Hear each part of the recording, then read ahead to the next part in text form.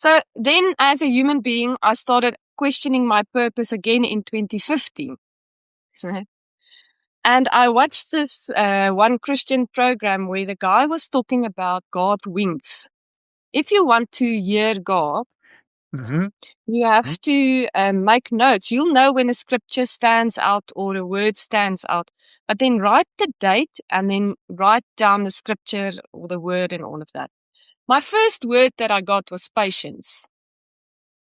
I had to patience. Go figure. Yeah. And then that word, when I started, being more patient, that word then moved to hope. And when I understood hope, it moved into faith. And it's that now faith is the substance of things hoped for and evidence of things not seen. That. And when I grasped faith, it moved into love.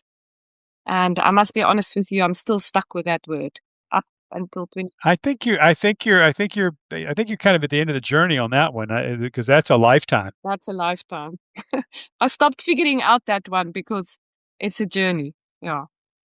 So. But it is. You start thinking about those. You talk about a common language, Audrey. I mean, those words, those concepts exist in every culture on the planet, right? I mean, Paul said, we have the three: faith, hope, and love that endure, and of course, the greatest of these is love.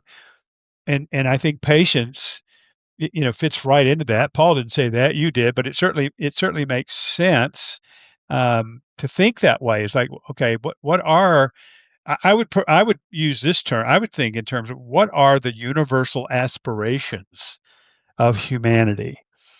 And there's in every country I've been in. I remember my first trip to the Soviet Union.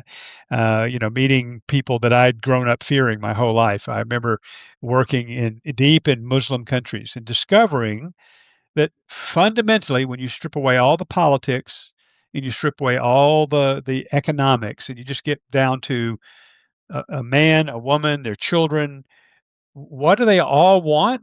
They all want the things that you just said.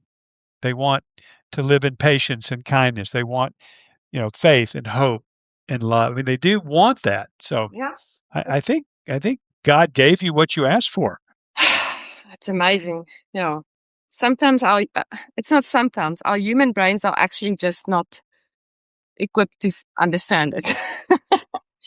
And then my problem is it's not that I don't understand it. My problem is I forget it. Yeah, we forget it. So I need constant reminding of the same basics over and over. But then, So when in this did you go and start studying theology? Is this about the time that happened? So what happened then is now me and Andre, we are still busy with Doro Ella. We didn't get any money from Doro Ella. I was still head of HR in the group. She was still full-time as a CA in a big auditing firm. We just built Doro Ella, saved up cash so that we can build this website and our content and all of that. And then all of a sudden, I started getting these scriptures, these winks of trials and tribulation. And, what is your identity? And you must make sure that you have your identity within God, or else you can stand the chance of selling your birthright like Esau, So there was a lot of winks coming to me, and I didn't really understand it. And then in 2016, we designed and developed with software developers, obviously, we designed our own web-based performance management system. We call it Performance Excellence System. The name is Imminent, and the name means how do we stand out. And this is not a normal performance appraisal ticking box, no use program. Yeah, it's really focused on building relationships between leaders and employees.